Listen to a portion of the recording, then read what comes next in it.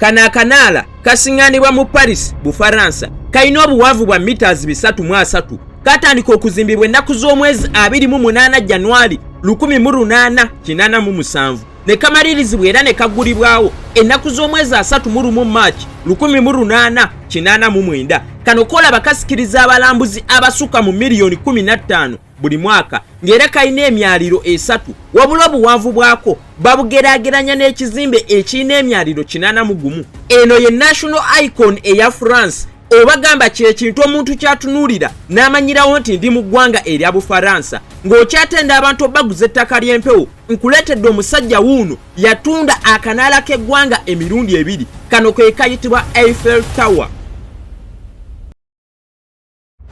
Katutandikire mu Januari nga 4, 1809.